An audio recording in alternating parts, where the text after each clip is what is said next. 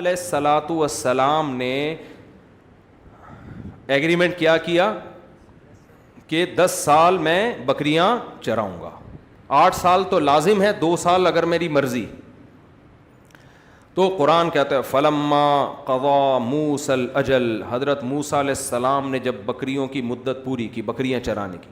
حدیث میں آتا ہے اللہ نے ہر پیغمبر سے بکریاں چروائی ہیں, حتیٰ کہ ہمارے نبی صلی اللہ علیہ وسلم نے بھی بچپن میں بکریاں چرائی ہیں.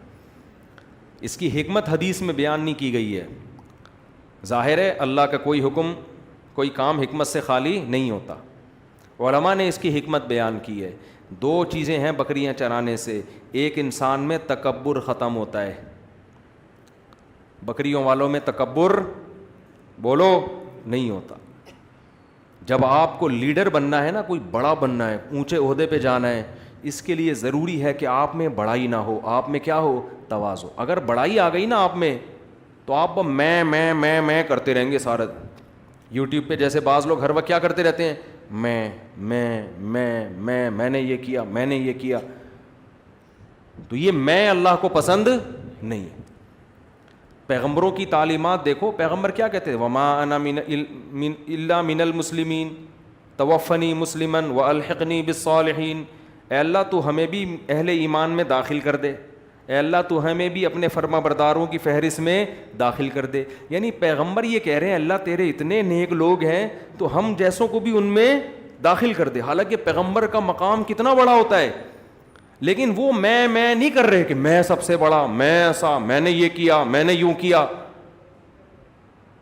آج کے جو اسکالرز ہیں نا, بعض اسکالرز کی حالت یہ ہو گئی ہے کہ پازیٹیو کام کا مقصد بھی نیگیٹیوٹی پھیلانا ہے.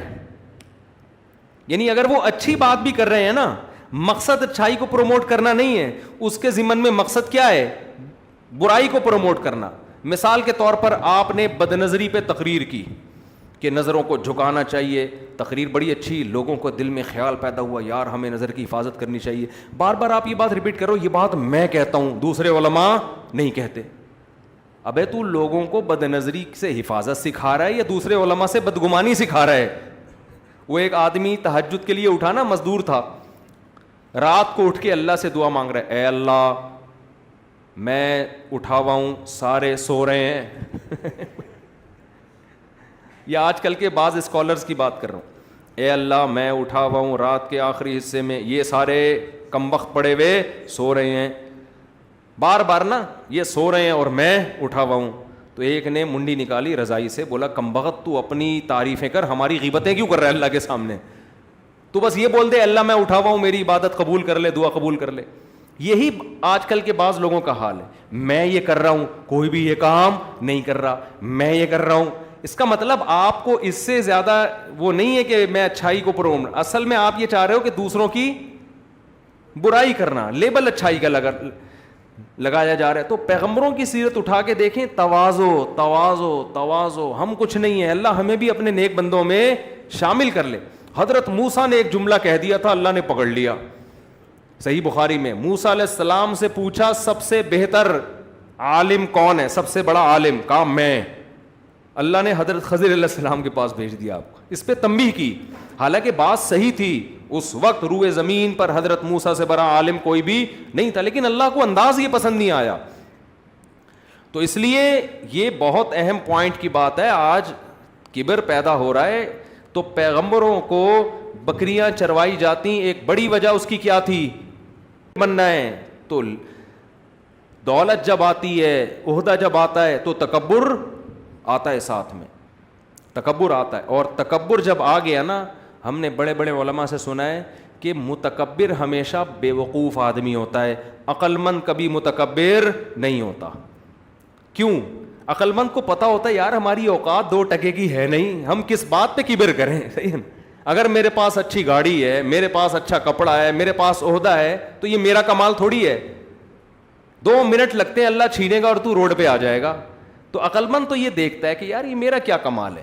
بے وقوف سمجھتا ہے کہ واہ بھائی ہم بہت اچھے ہو گئے. بھائی کپڑوں سے اچھے ہونے کی بات ہوتی تو پھر وہی سابق صدر کی مثال ہمارے سامنے آ جاتی ہے. خیر وہ بار بار آتی ہے ایسی مثالیں, مثال کوئی اس سے خاندانی ملتی نہیں نا ہمیں مارکیٹ میں. تو موسیٰ علیہ الصلاۃ والسلام نے، ہاں ایک حکمت کیا ہے؟ تواضع. دوسری بکریاں چرانے میں حکمت ہے برداشت، قوت برداشت. بکری تنگ بہت کرتی ہے لیکن آپ اس پہ اپنا غصہ جاری نہیں کر سکتے، کمزور ہوتی ہے. بیل تنگ کرے اٹھا کے ڈنڈوں سے کوٹ دو اس کو، مار کھا لے گا. بیل تنگ بھی کم. گائے پالنا ہم نے تو پالی ہے نا بکریاں، گائے پالنا آسان ہے، کھڑی کر دو. بھینس تو اتنی آسان ہے، جہاں کھڑی کر کے جاؤ گے قیامت تک وہیں کھڑی رہے گی. 6 مہینے بعد بھی آؤ گے تو وہیں کھڑی ہوئی ہوگی، بٹھا کر گئے تو بیٹھی ہوئی ہوگی. اس کے کھیل کیا ہوتے ہیں؟ کان ہلانا. وہ میں سناتا ہوں نا، بھینس کا بچہ گائے کے بچے کے پاس آیا تو کہ چلو کھیلتے ہیں. تو گائے کے بچے نے کہا دوڑ لگاتے ہیں. بھینس کے بچے نے کہا بھائی پاگل ہو رہا ہے کیا، دوڑے گا کون؟ گائے کے بچے نے کہا چل بھائی پھر چلتے ہیں. اس نے کہا نہیں بھائی بہت مشکل کام ہے. تو گائے کا بچہ ٹینشن میں آ گیا، یار کیا کھیلوں اب میں. تو بھینس کے بچے نے کہا بیٹھ کے نا کان ہلاتے ہیں یوں کر کے. وہ کان ہلاتے ہوئے دیکھے کبھی گاؤں دیہاتوں میں بھائی. یہ بھینس کے بچے کا ٹوٹل اچھل کود ہے یہ. تو بھینس پالنا بھی آسان، کھڑے کر کے جاؤ بس وہیں رہے گی، کہیں بھی نہیں جائے گی. اور اچھا اس کو نہلاؤ، نہیں نہلاؤ گے نا تو کوئی بھینس پیشاب کر رہی ہوگی اس کے نیچے جا کے کھڑی ہو جائے گی، اسی کو انجوائے کرے گی وہ. گائے بھی. لیکن بکری پالنا بڑا مشکل کام ہے، ادھر ادھر بھاگتی ہے، ایسے بھاگتی ہے. ہم پنجرا کھولتے تھے نا ایسے روڈ پہ بھاگ جاتی تھیں، ڈنڈے لے کے بھاگتے تھے ان کے پیچھے. ادھر کبھی کسی کی بائک کے نیچے آ رہی ہے گاڑی، خطرہ ہوتا ہے. اور آپ بکری پہ غصہ جاری نہیں کر سکتے، 2-3 کھینچ کے لگاؤ گے مر جائے گی بھائی. اور ویسے بھی پہلے تو بکریاں اتنی سی ہوتی تھیں، تو پنجاب اور سندھ کی نسلیں کراس بریڈنگ کر کے ایسی اونچی بکریاں پیدا ہو رہی ہیں آج کل. تو اس لیے بھی بکریاں چروائی گئی ہیں کہ ان میں برداشت پیدا ہو، کیونکہ حضرت موسیٰ کو حوالے کرنا تھا بنی اسرائیل. بنی اسرائیل میں زیادہ تر لوگ بڑے شرارتی، بہت تنگ کرنے والے. تو اگر لیڈر جذباتی ہوگا نا، ذرا سی کوئی بات ہوئی اور لیڈر نے اٹھا کے پوری قوم کو جناب لتاڑ دیا، اور تحمل ہی نہیں ہے. کسی نے آ کے آپ کے کان بھرے، آپ ایک دم ایکسائٹیڈ ہو گئے. ایسا ہوتا ہے. بچوں نے باپ کے سامنے آ کے دوسرے بھائی کی برائی کی، باپ ایک دم طیش میں آ گیا. تو یہ ایک دم طیش میں آنے والا کام ٹھیک نہیں ہوتا. تحمل سے سنو، تحقیق کرو ایسا ہے بھی کہ نہیں ہے. تو 2 وجہ سے. خیر حضرت موسیٰ علیہ السلام نے بکریاں چرائیں. فلما قضا موسیٰ الاجل، جب مدت کمپلیٹ کی، وسار باہلہ، اور اپنے گھر والوں کو لے کر مصر کی طرف چلے. آنس من جانب طور نارا، سردیوں کا مہینہ تھا اور مصر میں سردی بھی بڑی کڑاکے دار پڑتی ہے، ٹھنڈا کنٹری ہے، سردیوں میں نا بہت ٹھنڈ ہوتی ہے. تو جانب طور پہاڑ آج بھی موجود ہے، یہودی بہت جاتے ہیں. تو راستے میں طور پہاڑ تھا، اس کے قریب موسیٰ علیہ الصلاۃ والسلام راستہ بھول گئے. یہ بھی اللہ کی حکمت، راستہ بھول گئے. اب شدید سردی بھی ہے اور راستہ بھی بھول گئے. ایسے موقع پہ مسافر کسی آبادی کو تلاش کرتا ہے. کہیں آبادی نظر آئے تو ہم ان سے کھانے پینے کا بھی پوچھیں اور راستہ بھی ان سے معلوم کریں کہ بھئی قافلے جو جاتے ہیں وہ کس راستے سے جاتے ہیں. ایسے موقع پہ یا تو انسان کو پانی کی تلاش ہوتی ہے، اور رات کے وقت میں کہیں روشنی اس زمانے میں نظر آ جاتی تو یہ روشنی اس کی علامت ہوتی کہ یہاں آبادی ہے. پہلے کیا، آج بھی لائٹیں جہاں ہوں گی تو آبادی ہوگی نا. تو قرآن کہتا ہے آنس من جانب طور نارا، طور پہاڑ کے قریب آپ کو آگ نظر آئی. قال لأہلہ، اپنی بیوی سے کہا، زوجہ سے کہا، امکثوا، یہاں ٹھہرو، انی آنست نارا، مجھے یہاں آگ محسوس ہو رہی ہے. لعلی آتیکم منہا بخبر او جذوۃ من النار، یا تو میں کوئی خبر لے کے آ جاؤں گا کہ راستہ کدھر ہے، کچھ نہیں تو آگ تھوڑی سی لے کر آ جاؤں گا وہاں سے. لعلکم تصطلون، اس آگ سے ہم گرمی حاصل کر لیں گے. تو شدید سردی میں ہمارے لیے گرمی کا ذریعہ بن جائے گی. فلما اتاہا، جب موسیٰ علیہ السلام اس آگ کے قریب پہنچے، نودی من شاطئ الوادی الایمن، کوہ طور کی جو دائیں وادی تھی وہاں سے آواز آئی، فی البقعۃ المبارکۃ من الشجرہ، جو درخت تھا نا اس کے اندر سے، اس کے قریب سے زیتون کا درخت تھا اور مبارک بقعہ تھا، اس میں سے آواز آئی، این یا موسیٰ، اے موسیٰ، انی انا اللہ رب العالمین، میں اللہ ہوں تمام جہانوں کا پالنے والا۔ اس انداز سے اللہ نے زمین پر پہلی دفعہ کسی سے کلام کیا تھا۔ اس سے پہلے تمام پیغمبروں پر جبریل وحی لے کر آتے رہے۔ سورہ طٰہٰ میں اس واقعے کو بہت ہی دلچسپ انداز میں بیان کیا گیا ہے۔ هل أتاك حديث موسى إذ رأى نارا فقال لأهلهم كثوا إني آنست نارا لعلي آتيكم منها بقبس أو آتيكم بشهاب قبس لعلكم تصطلون فلما جاءها نودي أن يا موسى إني أنا الله رب العالمين، میں اللہ ہوں تمام جہانوں کا پالنے والا۔ فاخلع نعلیک، آپ اپنے جوتوں کو اتار دیں۔ انکا بالواد المقدس طویٰ، اس لیے کہ آپ ایک بہت مقدس وادی میں ہیں جس کا نام کیا ہے؟ طویٰ۔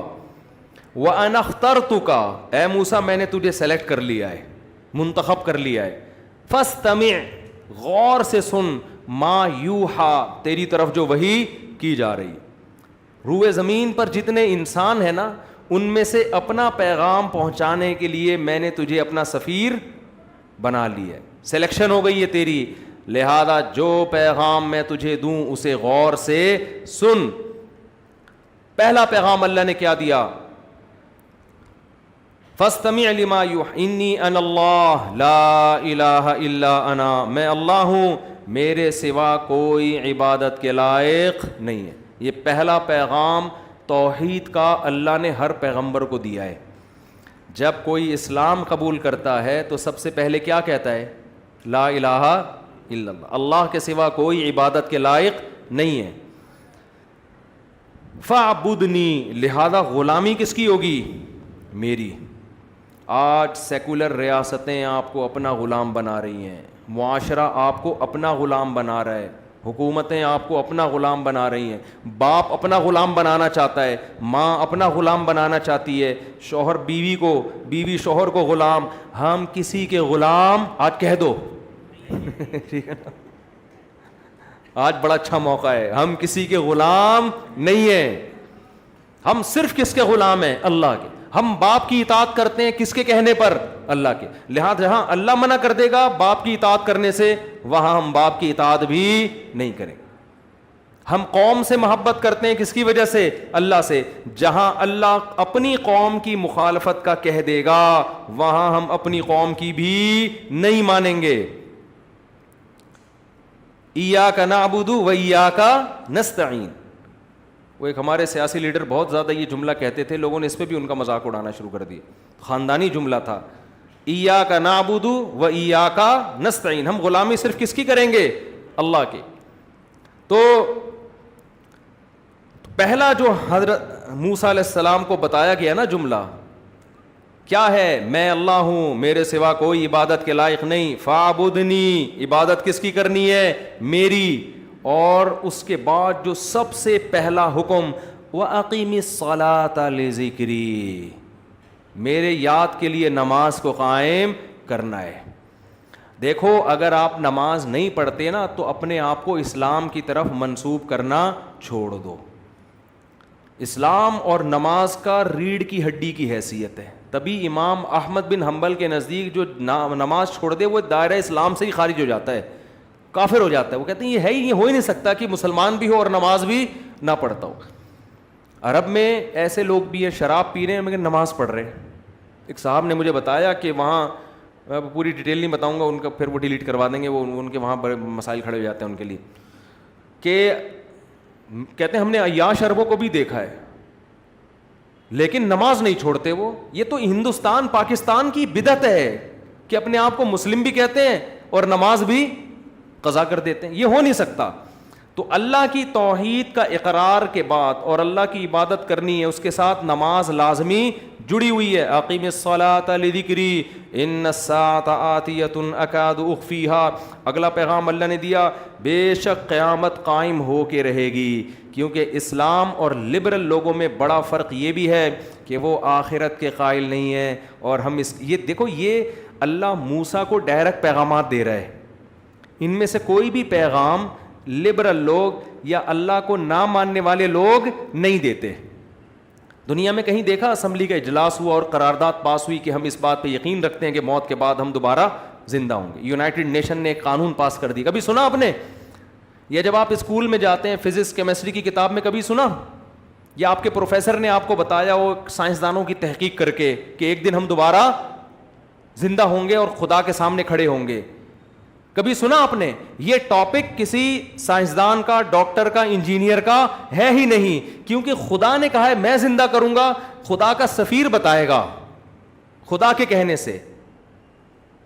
اس لیے اللہ موسیٰ علیہ السلام کو اپنا سفیر بنا رہے ہیں اور اہم ترین باتیں ڈیلیور کر رہے ہیں کہ یہ پیغام مجھ سے لے کے آپ لوگوں تک پہنچا دیں، کیونکہ آپ کے علاوہ دنیا کو کوئی یہ باتیں نہیں بتائے گا۔ یہ لوگوں کا ٹاپک ہی نہیں ہے، یہ میرا ٹاپک ہے، اللہ کا ٹاپک ہے، اللہ کو دلچسپی ہے اس میں۔ وَإِنَّ السَّاعَةَ آتِيَةٌ، اے موسیٰ خوب سمجھ لے، بے شک قیامت ایک دن آ کر رہے گی، اکاد اخفیہا، اس کا ٹائم میں نہیں بتاؤں گا کبھی بھی، لِتُجْزَا كُلُّ نَفْسٍ بِمَا تَسْعَىٰ، تاکہ انسان جو عمل کر رہے ہیں ہر شخص کو اس کے عمل کا پورا پورا بدلہ دیا جائے۔ یہ حکمت بیان کر دی اللہ نے، کیونکہ اگر قیامت قائم نہیں ہوگی تو اے موسیٰ جو اچھا ہے وہ بھی مر کے ختم، جو برا ہے وہ بھی مر کے ختم۔ اچھے کو اچھائی کا بدلہ نہیں، برے کو برائی کا بدلہ نہیں۔ ایسا کیسے ہو سکتا ہے؟ اے موسیٰ میں تجھے بتا رہا ہوں، یقین کر لے، پبلک کو جا کے بتا دے۔ اب پبلک تجھ پہ یقین کیسے کرے گی کہ اللہ نے بتایا ہے؟ وہ میں تجھے معجزے دوں گا، وہ میں تجھے معجزے دوں گا، وہ ٹھہر جا بھی بتاتا ہوں کیسے یقین آئے گا تیرے اوپر لوگوں کو کہ تو واقعی اللہ کا سفیر ہے، وہ بتاتا ہوں میں۔ حضرت موسیٰ پریشان ہو رہے تھے نا، اللہ میں یہ باتیں پبلک کو بتاؤں گا، مانیں گے کیسے وہ کہ میں تیرا پیغمبر ہوں، کوہ طور پر تو نے مجھ سے بات کی ہے؟ اللہ نے کہا ابھی ٹھہر جا، وہ میں بتاؤں۔ یہ سب باتیں دل میں ہو رہی ہیں۔ وَإِنَّ السَّاعَةَ آتِيَةٌ أَكَادُ أُخْفِيهَا لِتُجْزَىٰ كُلُّ نَفْسٍ بِمَا تَسْعَىٰ، یہ اہم پیغام اللہ نے حضرت موسیٰ کو دے دیا۔ اب اللہ نے حضرت موسیٰ کے دل میں آ رہا ہوگا نا، اے اللہ میں تو جانے کہ تو نے مجھ سے بات کی، میں جانتا ہوں میں نے تجھ سے کلام کیا، میں لوگوں کو جا کے بتاؤں گا تو پبلک یقین نہیں کرے گی۔ تو اللہ نے پھر کیا موسیٰ علیہ السلام سے فرمایا، وَمَا تِلْكَ بِيَمِينِكَ يَا موسیٰ، اے موسیٰ اور یہ تیرے دائیں ہاتھ میں کیا چیز ہے؟ دیکھو اللہ کو تو پتہ ہے نا کیا ہے موسیٰ علیہ السلام کے دائیں ہاتھ، یا نہیں پتہ اللہ کو؟ تو اللہ کو ضرورت ہے پوچھنے کی، ہے بھائی؟ پہلا سوال یہ ہوتا ہے۔ دوسرا سوال یہ ہوتا ہے اگر اللہ نے پوچھنا ہی تھا تو اتنا لمبا سینٹنس استعمال کرنے کی کیا ضرورت تھی؟ آپ کے سر پہ ٹوپی ہے، میں اگر پوچھتا ہوں کہ اول تو میں پوچھوں کیوں؟ مجھے پتہ نہیں ہے کہ ٹوپی ہے، میں پوچھوں گا ہی نہیں۔ اور اگر پوچھوں گا تو میں کہوں گا واٹ از دس، یہ کیا ہے، یہ پوچھوں گا نا۔ نہیں آ رہی سمجھ میں تو رہنے دو بھائی، میں یہی پوچھوں گا نا، واٹ از دس، یہ کیا ہے؟ ما ہاذا، عربی میں کیا کہتے ہیں؟ ما ہاذا۔ تو اللہ کو بھی اگر پوچھنا تھا، اللہ کہتے ہیں ما ہاذا، یہ کیا ہے؟ اس سے بڑا کلام واو بھی لگا دیا، اینڈ لگا دیا، اور تو جب کنٹینیو بات چل رہی ہوتی ہے پھر بیچ میں لگایا جاتا ہے، تو اللہ نے لگا دیا وما تلکا، واو اور بھی بڑھا دیا۔ میں کہہ رہا ہوں اور یہ کیا ہے؟ آپ کہیں گے بھائی پہلے آپ پوچھ رہے ہوتے ہیں نا یہ کیا ہے، یہ کیا ہے، یہ کیا ہے، اور یہ کیا ہے؟ یہ تو پہلا سوال ہے، پہلے سوال میں ہی واو لگا دیا آپ نے۔ چائے پی کے بیٹھا کریں تراویح کے بعد نا، تھکے ہوئے ہوتے ہیں، میں سوچ رہا ہوں انتظامیہ کو بولوں تراویح کے بعد آدھی کپ کڑپ دودھ پتی کا انتظام ہونا چاہیے، میں بھی پیوں گا، کاکڑ دن نہ ہو جائے گا۔ چائے ویسے اچھی چیز نہیں ہے لیکن چلتا ہے مارکیٹ میں، پی رہے ہیں تو پھر میرے مشورے پہ تھوڑی پی رہے ہیں۔ تو واو لگا دو نا، واو، تو یہ اور لمبا کلام ہو گیا۔ اچھا اگر میں نے پوچھنا ہی ہے، لمبا ہی کلام کرنا ہے، اور بھی لگا دیا، تو میں ان کو نام لے کے پکاروں گا، جبکہ پہلے سے ان سے، آپ کا نام کیا ہے؟ فیضان، تو بات فیضان ہی سے چل رہی ہے گھنٹے سے، میں کہوں اور یہ تیرے سر پہ کیا ہے اے فیضان، تو یہ اس سے زیادہ لمبا کلام اس موقع پر ہو سکتا نہیں ہے۔ اللہ حضرت موسیٰ سے اتنا لمبا کلام کر کے پوچھ رہے ہیں وما تلکا، اور یہ کیا ہے، بیمینک، تیرے دائیں ہاتھ میں، حالانکہ ایک ہی ہاتھ میں تھی، تیرے دائیں ہاتھ میں اے موسیٰ. اتنا لمبا کلام. علماء نے اس کی حکمت بیان کی ہے کہ بعض دفعہ کلام مقصود نہیں ہوتا، اس لیے بات چیت کی جاتی ہے محبت کے اظہار کے لیے اور سامنے والے کی وحشت کم کرنے کے لیے. دیکھو جب آپ کسی سے بات چیت کرتے ہیں نا، ایک روب ہوتا ہے. میں تو باروب آدمی نہیں ہوں، لیکن بعض دفعہ لوگ آتے ہیں نا تو بات شروع کرتے ہیں، وہ اسٹارٹ ہی نہیں، جیسے گاڑی اسٹارٹ ہو رہی ہوتی نا، کھنگ کھنگ کھنگ کھنگ کر کے گھنٹہ لگ جاتا ہے، وہ اسٹارٹ ہی نہیں ہو رہے ہوتے. تو میں کہتا ہوں بھائی بولو، مجھے ہنسی آ جاتی ہے، بھائی کو بولے گا تو کہہ رہے ہیں منہ سے نکل ہی نہیں رہا. وہ اچانک مجھے کہیں دیکھ لیا تو ان تو یوٹیوب پہ دیکھتے تھے، اچانک دیکھ لیا آپ مفتی صاحب ہیں، وہ حیران پریشان کھڑے ہوئے ہیں، ان کے منہ سے نکل ہی نہیں رہا ہوتا. فون پہ بھی بعض دفعہ ایسا ہو جاتا ہے. تو بعض دفعہ ایسا ہوتا ہے، اکثر تو ایسا نہیں ہوتا. کوئی ایسا روب وہ ہمارا ہے نہیں. وہ کہتے ہیں وہی شادیوں والے ہیں مولانا صاحب، تو کیا روب رہا. لیکن بعض دفعہ ایسا ہوتا ہے. تو پھر میں کیا کرتا ہوں، اس سے میں پہلے بات چیت کرتا ہوں، چھوڑو سوال ووال کو دائیں طرف رکھو، اور سناؤ کیا حال ہے بھائی، طبیعت سیٹ ہے، کیا کر رہے ہو آج کل، چلو چائے پیتے ہیں. ایسے ایسا الحمدللہ میں کہتا نہیں ہوں، لیکن نام وام پوچھا. یہ سارے سوالات جو ہو رہے ہوتے ہیں یہ صرف اس کے دل میں روب کم کرنے کے لیے، کیونکہ جب وہ روب کم ہوگا تو وہ دل کی بات آپ کے سامنے کھول کے رکھے گا. بعض ڈاکٹروں کو دیکھا ہے نا، آپ ان کے پاس جاؤ، ابھی آپ نے بتایا نہیں کہ میرے گردے میں مسئلہ ہے یا پھیپھڑے میں، بات شروع کرنے سے پہلے نسخہ لکھنا. دیکھا نا کیڑے مکوڑے، نسخہ بھی کیا ہوتا ہے، کیڑے مکوڑے بنانا شروع کر دیتے ہیں. یہ کیڑے مکوڑوں سے ایسا ہوا ایک دفعہ میں دوا لے کر آیا، میڈیکل والے نے کچھ اور پکڑا دیا، مجھے شک ہوا. پھر جا کے وہ سوری، وہ رائٹنگ ایسی ڈاکٹروں کی ہوتی ہے سمجھ میں ہی نہیں آتا. تو آپ بھائی ڈاکٹر کی ذمہ داری ہے، بندہ آ کے بیٹھے آپ اس سے پوچھو تمہارے ساتھ کیا مسئلہ ہے طارق مسعود صاحب. یہ پوچھنا چاہیے نا، گردوں میں مسئلہ ہے یا جگر میں مسئلہ ہے یا پھیپڑوں میں مسئلہ ہے یا سر میں درد ہے، یا ہو سکتا ہے تمہارے ساتھ ہو ہی نہیں، جو بچہ لے کر آئے ہو اس کے ساتھ مسئلہ ہو. جیسے عامل لوگ بنیان سوم کے فوراً کہتے ہیں آپ پہ جنات ہیں. بعض دفعہ آپ کا کیس ہی نہیں ہوتا. کیس کس کا ہوتا ہے؟ یہ لوگوں نے تجربہ کیا ہے. عامل کو بولا ابھی بندہ آ رہا ہے، وہ اس کو پتہ ہی نہیں، اس نے آپ کا بنیان سونگتے بول دیا آپ پہ جن ہے. تو اگلے نے کہا بھائی میں تو ہوں ہی نہیں، میں تو ویسے ہی آ کے بیٹھا ہوا تھا. تو روب جب ہوتا ہے نا تو محبت تقاضا کرتی ہے، محبت بھی اور یہ حکمت بھی یہ تقاضا کرتی ہے کہ ایسی بات کی جائے جس کی ضرورت بھی نہیں ہو اور بات کو بھی طول دیا جائے. اس لیے بہت سے لوگ کہتے ہیں نا، ہم گھر میں جاتے ہیں اپنی بیگم سے بات چیت کرتے ہیں، وہ پتہ نہیں لمبی لمبی باتیں شروع کر دیتی ہے. ہم کہتے ہیں ٹو دا پوائنٹ بات کرو، ٹو دا پوائنٹ. تو وجہ اس کی ہے کہ اس کو محبت ہوتی ہے، آپ کو نہیں ہوتی. آپ چاہ رہے تھے ٹو دا پوائنٹ بات کرو، بس کیا ہے مسئلہ ہے، بس ٹو دا پوائنٹ جواب دے کے سو جاؤ جا کے. محبت ہوتی ہے تو جب شادی نہیں ہوئی تھی اس وقت کیا ٹو دا پوائنٹ بات ہوتی تھی؟ فون کیا آپ نے ہونے والی کو، السلام علیکم، وعلیکم السلام، کون بات کر رہی ہے؟ جی میں کائنات بات کر رہی ہوں، ایک مثال دے رہا ہوں. اچھا اور طبیعت ٹھیک؟ جی الحمدللہ، شکریہ آپ کا، السلام علیکم. طبیعت معلوم کرنے کے لیے فون کیا. تو وہاں کیسا منگنیاں تو ہم نے دیکھی ہیں لڑکوں کی، ایسا جیسے فون ایلفی سے چپکا دیا کسی نے کان پہ. تو محبت جب ہوتی ہے انسان کلام کو طول. اس لیے میرے بھائی اپنے باپ اور اپنی ماں کے ساتھ جب بات چیت کیا کرو نا تو مختصر بات نہ کیا کرو. وہاں تو بیٹھے ہی گپ شپ کے لیے ہو، وہاں تو بیٹھے ہی کس کے لیے ہو؟ گپ شپ کے لیے. بھائی محبت کی وجہ سے بات چیت ہو رہی ہے، اس میں یہ نہیں کہ ابا سے ہم نے اماں سے بات کی تھی تو یہی بات ہم دوبارہ ویسے ہی ادھر ادھر کی مارنا شروع کر دو، بیٹھ جاؤ اور ابا سناؤ، اپنے بچپن کے واقعات سناؤ، کیا ہوتا تھا. تو بڑوں کا دل اس سے بہلتا ہے. ان بڑوں کو ایسا نہ کرو جیسے جاپان اور فرانس والوں نے کر دیا اپنے بڈھوں کے ساتھ، تنہائی کے دن گزارتے ہیں. ان کے ساتھ بیٹھو، ماں کے ساتھ بیٹھو، گپ شپ لگاؤ ویسے ہی بیٹھ کے. بچوں سے نہیں الٹی الٹی باتیں کر رہے ہوتے لوگ، محبت ہوتی ہے نا بچوں سے، وہ ویسے ہی باتیں کر رہے ہوتے ہیں. خیر اللہ تعالیٰ کو چونکہ موسیٰ سے محبت تھی، اللہ نے موسیٰ سے مختصر کلام نہیں کیا. موسیٰ سے اللہ نے کہا وما تلکا بیمینکا، اور یہ کیا ہے تیرے دائیں ہاتھ میں، یا موسیٰ، اے موسیٰ. حضرت موسیٰ کی محبت کو بھی جوش آ گیا. ٹھیک ہے، حضرت موسیٰ بھی کہہ سکتے تھے اے اللہ جب تجھے پتہ ہے تو پوچھ کیوں رہا ہے مجھ سے؟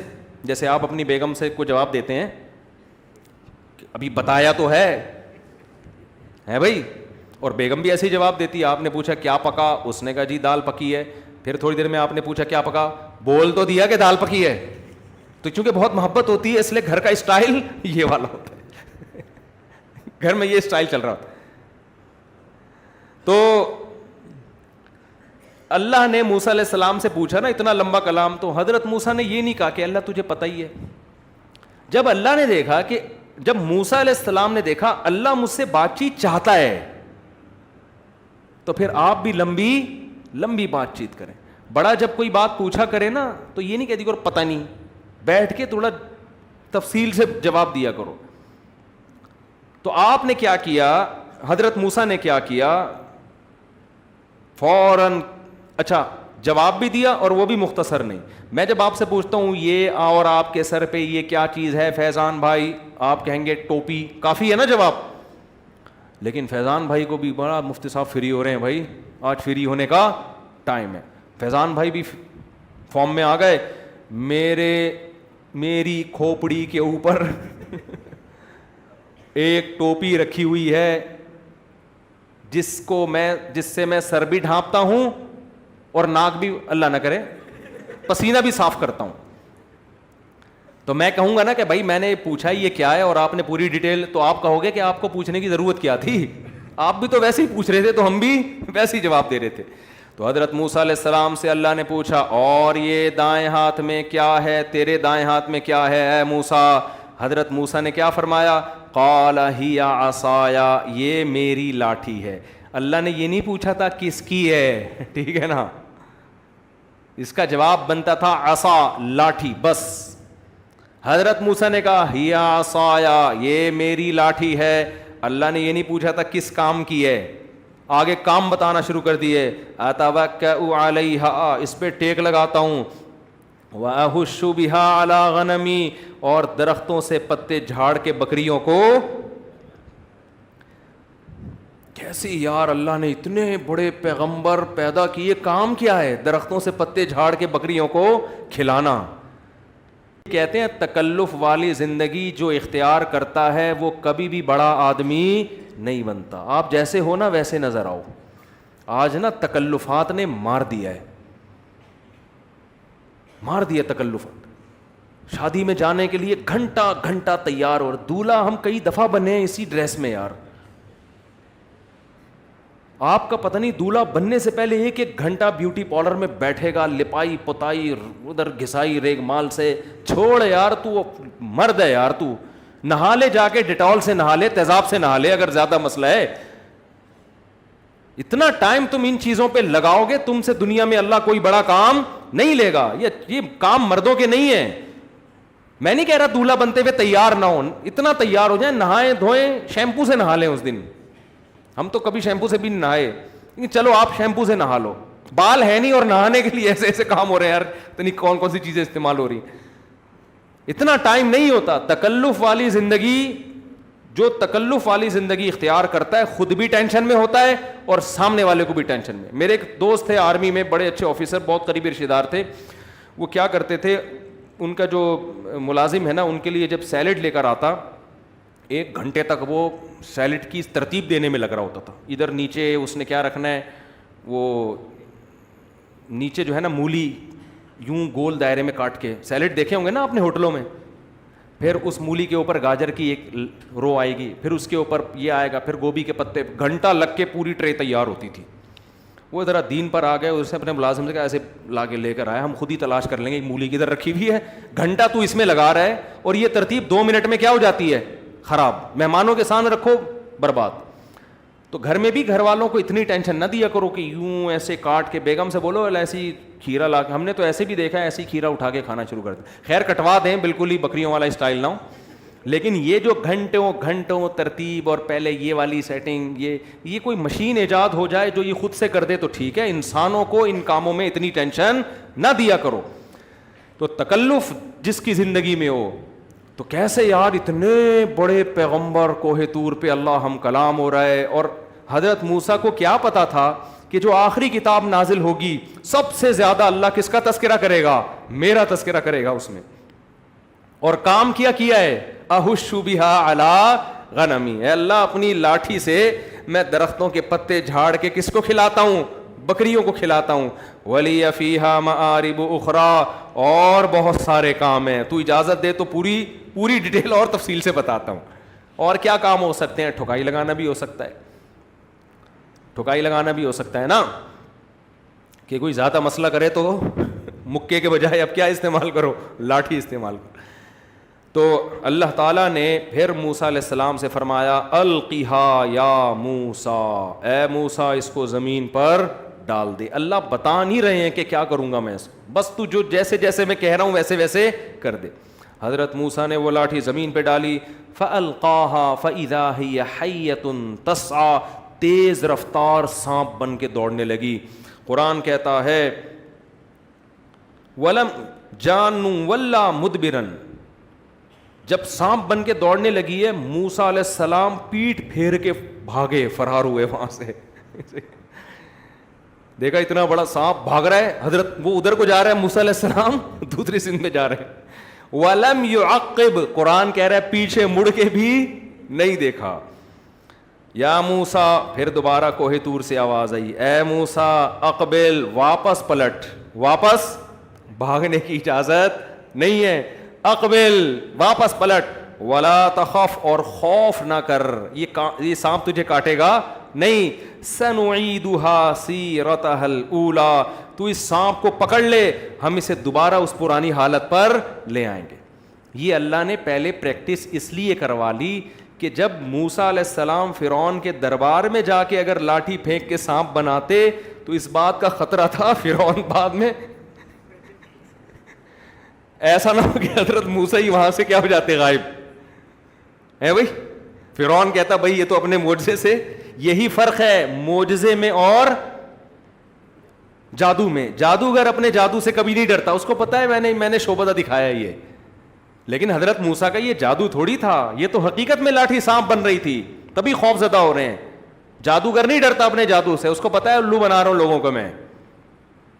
تو اسی طرح یاد رکھو, جو لوگ بے تکلف ہو کے تقریر کرتے ہیں ان میں غلطیاں بھی ہوتی ہیں, اور جو کسی کی تقریروں کو پڑھ پڑھ کے سنا رہے ہوتے ہیں, ان کا اپنا میسج نہیں ہوتا, کسی اور کا میسج نقل کر رہے ہوتے ہیں, ان کی زبان تقریروں میں نہیں لڑکھڑاتی ہے. سمجھتے ہو؟ نہیں سمجھے؟ اچھا خیر. تو قرآن کہتا ہے قرآن کہتا ہے لا تخف سنعیدها سیرتها الاولی, اے موسیٰ ہم اسے دوبارہ اسی پوزیشن پہ لوٹا دیں گے. میں کل انشاءاللہ سورہ طٰہٰ سے اس کی تفصیل بیان کروں گا, وہاں یہ واقعہ بہت دلچسپ انداز میں. آج یہیں اسی کو ہم کمپلیٹ کر دیتے ہیں مختصر. قرآن کہتا ہے اسلک یدک فی جیبک, اپنے ہاتھ کو اپنے گریبان میں ڈال. موسیٰ علیہ السلام نے ڈالا تو جب ہاتھ واپس نکالے تو سورج کی طرح چمک رہا تھا, اور اللہ نے کہا اے موسیٰ اب تو کرنا کیا ہے, تو نے اذهب الی فرعون, جانا کس کے پاس ہے؟ فرعون کے پاس. اتنا مشکل کام لگا دیا. فرعون وملئہ, اور اس کے جتنے سرکاری اہلکار ہیں نا, ادھر جا کے ان کو دعوت دینی ہے. انہم کانوا قوما فاسقین, اس لیے کہ یہ برے لوگ ہیں. حضرت موسیٰ پریشان, قال رب انی قتلت منہم نفسا, اے اللہ میں تو مصر سے نکلا ہوں, ایک انسانی جان کا مجھ سے قتل ہو گیا تھا, تو میں تو چھپتا پھر رہا ہوں, میرے سے ایک انسانی جان کا قتل ہوا ہے, تو مجھے فرعون کے پاس بھیج رہا ہے. اخاف ان یقتلون, مجھے ڈر ہے وہ مجھے قتل کر دیں گے. واخی ہارون هو افصح منی لسانا, میرے بھائی ہارون کی زبان میں فصاحت ہے. فارسلہ معی ردءا, ایک جگہ آتا ہے کہ اس کو نبوت دے دے, ایک جگہ آتا ہے اس کو بھی میرے ساتھ. تو اس سے پتہ چلتا ہے حضرت موسیٰ نے شروع میں مطالبہ کیا تھا مجھے نبوت نہیں چاہیے, کس کو دے دے؟ ہارون کو بنا دے. جب اللہ نے یہ مطالبہ نہیں مانا پھر کہا کہ چل اے اللہ تو ان کو میرے ساتھ نبی بنا دے, میرا مددگار بنا دے.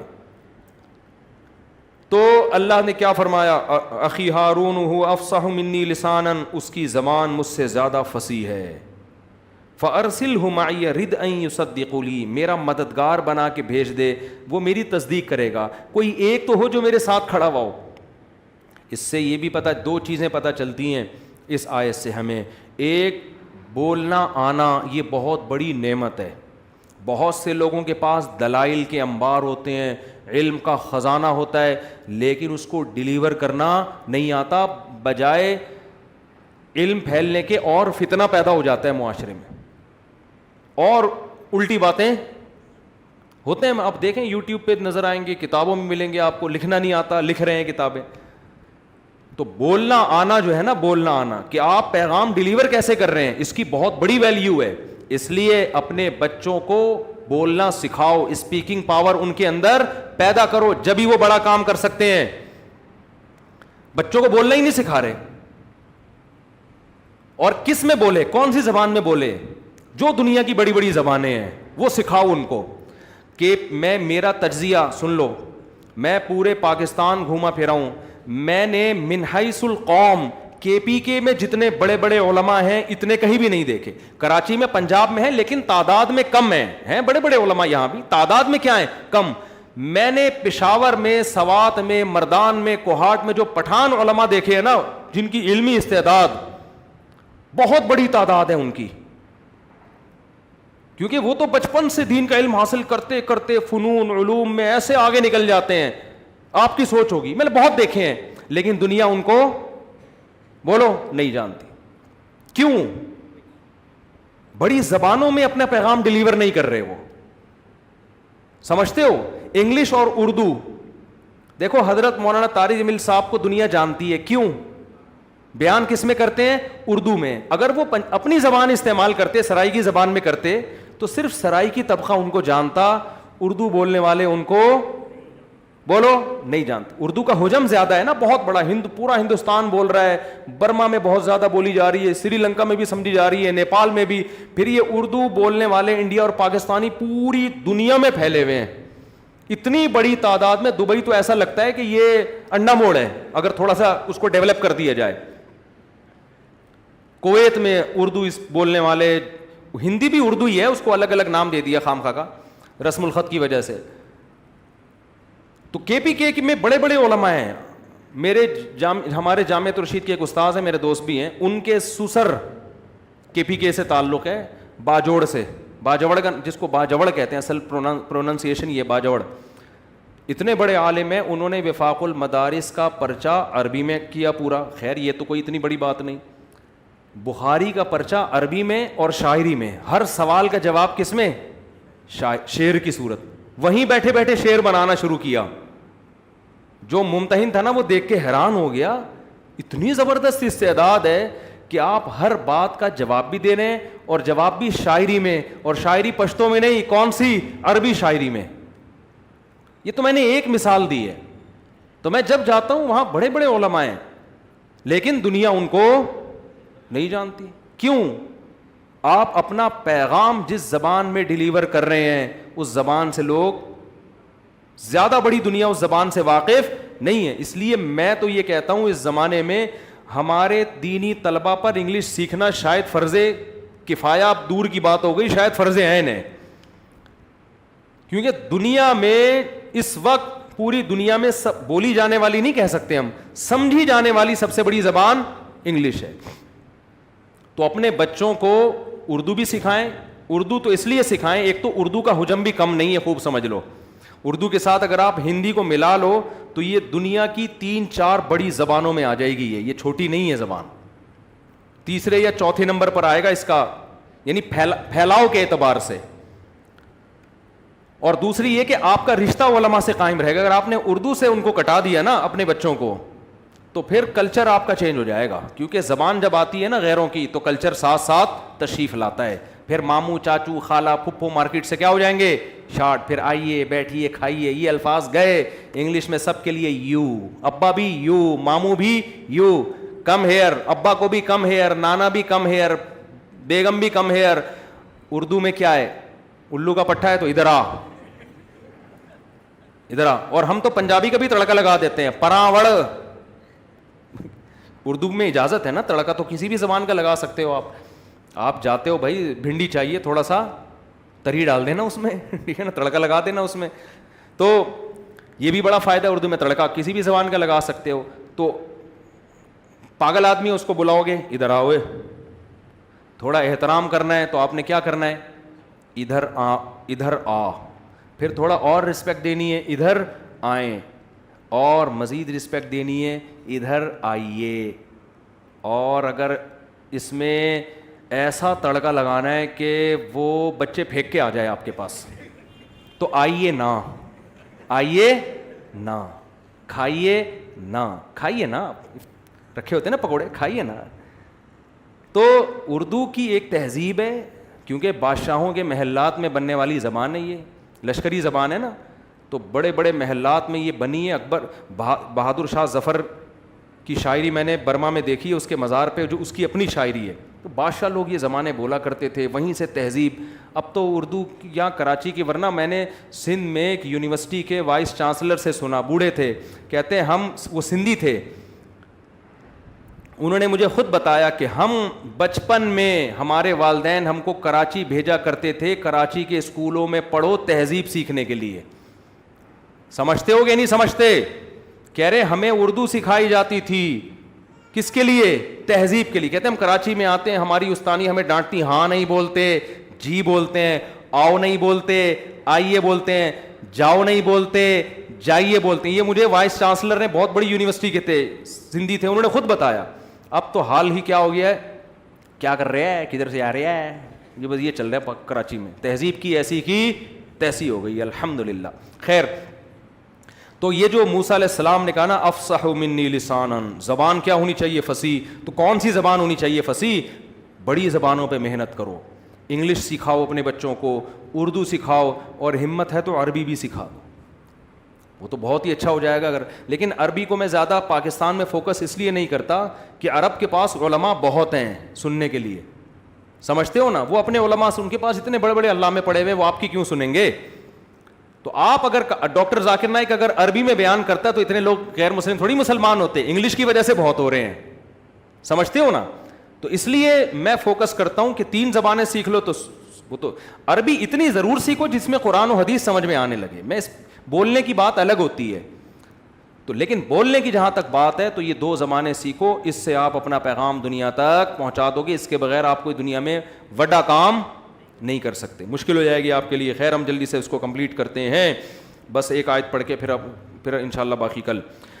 تو ہوا افصح منی لسانا, اے اللہ میرا بھائی ہارون مجھ سے زیادہ فصیح ہے, بولنا اس کو آتا ہے, پیغام میرا ہوگا, زبان کس کی ہوگی؟ ہارون کی زبان ہوگی. اور دوسرا کام وہ کیا کرے گا؟ یصدقنی, میری تصدیق کرے گا, کیونکہ مجھے پتہ ہے سب کہیں گے موسیٰ غلط ہے, ایک تو ہوگا جو میری حمایت کرے گا. یہ بھی حضرت موسیٰ علیہ السلام کی سادگی ہے, جو دل میں ہے وہ زبان پر. بعض لوگ کہتے ہیں ہمیں کسی کی حمایت کی ضرورت نہیں, ہم 1 مین شو ہیں, اکیلے, ساری دنیا میری خلاف ہو جائے مجھے کوئی پرواہ نہیں ہے.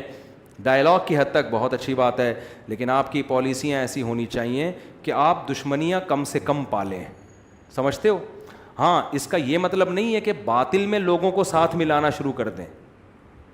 اگر ہارون علیہ السلام حضرت موسیٰ کا ساتھ نہیں دیتے تو موسیٰ علیہ السلام اکیلے یہ جنگ لڑتے, لیکن کوشش کیا کی ہے کہ بھائی جتنے لوگوں کو ساتھ ملا سکتے ہو ملاؤ. اور اس سے بھی پتہ چلتا ہے کہ یہ جو لوگ پازیٹیو اور نیگیٹو کمنٹس کر رہے ہوتے ہیں نا, یہ فضول لغو نہیں ہوتے. اگر کوئی اچھی بات پہ آپ کسی کو اپریشیٹ کریں گے, اس کو خوشی ہوگی, حوصلہ ملے گا. بعض لوگ کہتے ہیں ہماری کوئی تعریف کرے, ہماری صحت پہ کوئی فرق نہیں پڑتا, ہم لوگوں کی تعریفوں کے بھوکے نہیں ہیں, کوئی ہماری مخالفت کرے ہمیں تو جوں بھی نہیں دیکھتی.